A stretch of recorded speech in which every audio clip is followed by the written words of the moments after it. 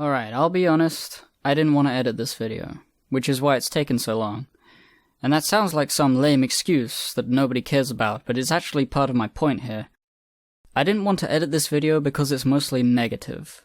I go in depth into the ways Kirby's Dream Land 3 isn't that great and the movement is stiff, and all that stuff. I'll elaborate on that later, maybe.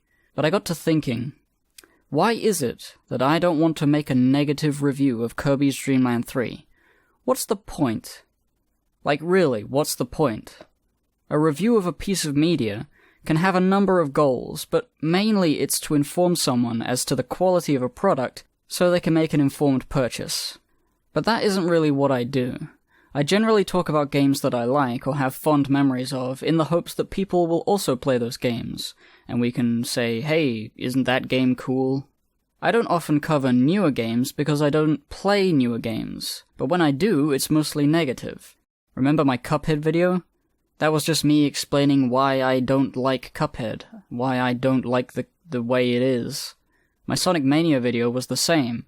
It was a new game, and so it was a hot topic. I don't play Sonic games, but felt the need to buy and play the new one to see if they changed the gameplay enough for me to enjoy it, only to get frustrated that it was too similar to older Sonic games. Which is stupid, because it was trying to do that. What was I thinking? Well, I was thinking it would get a lot of views. And it did, for me at least. But the end product, which still has a message I agree with, is mostly pointless.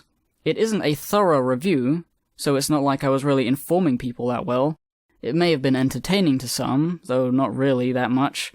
But for most, I'm sure it was just annoying. Of course a guy that doesn't like Sonic won't like Sonic. Get off the stage! Boo! If I'm gonna cover newer games, I should have more tact, more actual knowledge of what I'm talking about, and a desire to properly inform people so they know where to spend their money. Instead, I made those videos to make my own money. There's nothing wrong with making some moolah, but why would I make it doing something I'm not actually putting effort into? The reviews I enjoyed making were always the ones where I had a nostalgic connection to the game in question. My Dark Cloud video, which was the real beginning of my channel, was written at lightning speed, and I didn't even need to play the game to know what I was talking about. I was writing from the soul. Dark Cloud was a real formative game for me, and I had played it for a really long time in my youth, so everything came naturally. The process of making that video was really fun. All of it was really fun because I cared about what I was doing. And as I continued to make reviews of games, I started to run out of games that I had quite as much of a connection with. It became harder to write scripts and to come up with things that had any purpose being there. Somewhere along the way, I wondered if what I was doing was good. Like, whether it was the right thing to do. Maybe I had peaked early. Sometimes I feel as though I peaked with the Dark Cloud video, and from then on it's just been a long, drawn-out obligation, constantly making battle plans and schedules to win YouTube for some reason. After you know it's Dark Demon Blood Month, in 1720, I had a little breakthrough. The videos were short, but they were good. I realized that it was possible for me to make videos fast and still have some sort of substance to them. So I continued. With Igmavoa Tuidage the next month, I succeeded at making a video every day for an entire month, and I felt great afterwards. Such an accomplishment, I thought. Going back, the videos aren't very good, but, at the time, very motivating. And then I finished the year with an Ape Escape video that was terrible, and a Prince of Persia video that was really good. And I went into 2018 planning to make a new review every week.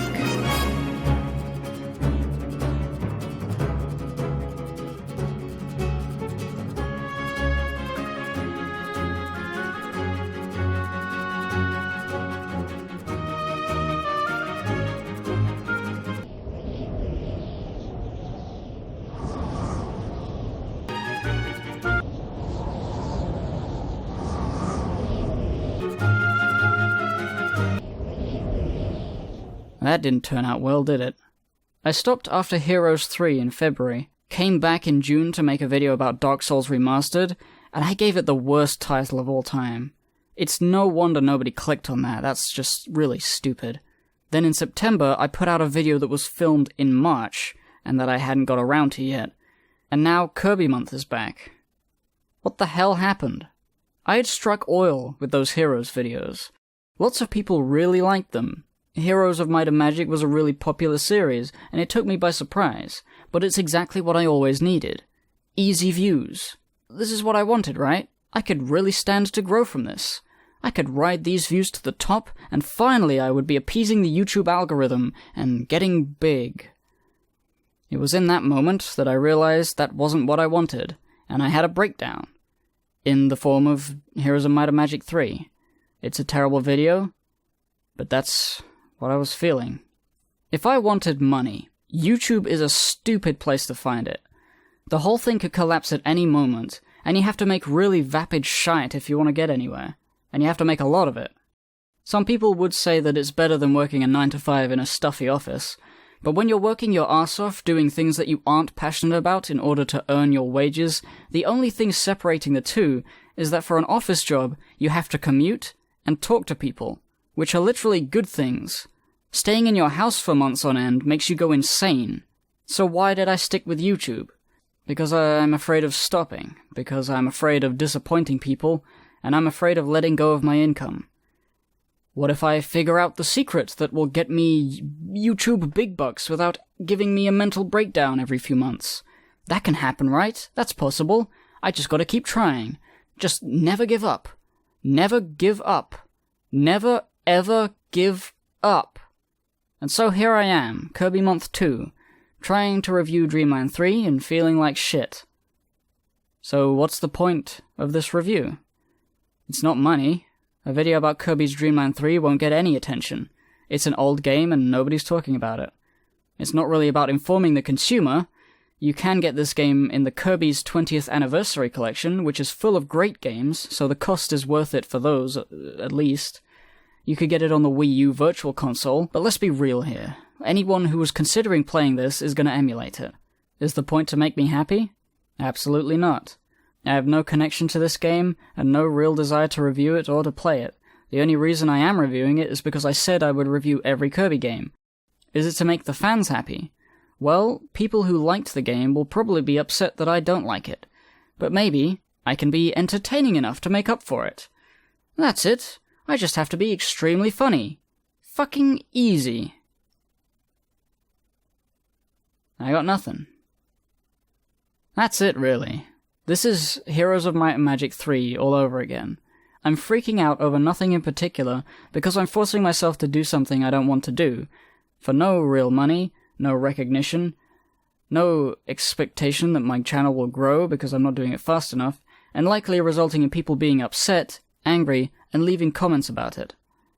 And I don't want to be responsible for that. This has to end. I am announcing that my Patreon will no longer be for Hippocrit review videos. So leave. Leave. I am not going to do any more. Kirby Month is cancelled. Kirby Month is one of the things that I thought I could do before I leave, but I think that was the mindset that was holding me back this whole time. Oh, just one more video. Oh, well, I said I would do this, so I should do that first. And then it just keeps going, and keeps going. In the back of my mind, oh, I've got to get back to making Hippocrit videos. Oh, I've got to eventually keep trying and win the YouTube game and become big, and because, you know, you should, if you tried at any point to make it big, if you give up, you're weak. Actually, I don't really care about looking weak. It's never been about looking weak, it's just delusional. I've deluded myself into thinking that I have to keep going, doing this thing that I don't like doing, because it's technically better than an office job. No, seriously, leave. This is a band-aid I really need to remove. The Patreon will now be for whatever creative thing I'm doing. I have comics, I'll make music, I'll make animations, I have things I want to do, but no more fucking reviews, no more media analysis, I'm done. It's never gonna happen again. All those videos I said I would make, Rayman 2, never gonna happen. Heroes 4, never gonna happen, ever. Leave. Leave the Patreon if this upsets you, because I don't want you to stick around hoping. I mean, at least I'm making it clear, right? Every time a creator stops making things, they just sort of do nothing, say nothing, and hope people forget about it. Well, I can't do that. People pledge to me on Patreon, and I feel like it'll be irresponsible to drain them for every last drop when I have no real intentions of continuing. I'll take a hit, but that's the price you pay for changing up the formula. I may even lose everyone, but that's okay. It's not as though I don't have other revenue streams. It's not as though I don't have other skills. I can very easily stop doing YouTube reviews and do anything else. I'm gonna be fine. Really, it would have been more tragic if I realized this after I got big. I'm actually glad I never made it big on YouTube, because if I started making a lot of money, and I made a big mistake like buying a house or something, then I would be stuck with a house that I have to pay for, and I wouldn't really have the flexibility to just shift gears and do something else like I'm doing now. I would be stuck. I would be really sad. So, this is good. I'm ripping off the Band-Aid before it gets too bad. I'm sorry if people were excited for Kirby Month. At the beginning of the month, I was excited for Kirby Month. I didn't expect it to go south so quickly, but this has been a long time coming. I will say one thing about Kirby's Dream Land 3. I'm sad that it didn't do very well. It was released after the N64 was out, so they didn't have as much time or as much development power or focus put into it. Sakurai was working on Smash Brothers, everyone important was working on something else. It was just sort of like, hey, you know, guys who made a Game Boy game, make a SNES game. The very last SNES game to appear in North America, I think. I read that somewhere. And I liked the animals. From this point on, they never appear in a Kirby game as a game mechanic ever again. It's real sad. It's a cute game. Dreamland 2 is better, though. Hey guys, sorry I haven't made a video in a while. Hey guys, sorry I haven't made a video in a while. Hey guys, sorry I haven't made a video in a while. Hey guys, sorry I haven't made a video in a while. Hey guys, sorry I haven't made a video in a while. Hey guys, sorry I haven't made a video in a while. Hey guys, sorry I haven't made a video in a while. Hey guys, sorry I haven't made a video in a while. Hey guys, sorry I haven't made a video in a while. Hey guys, sorry I haven't made a video in a while. Hey guys, sorry I haven't made a video in a while.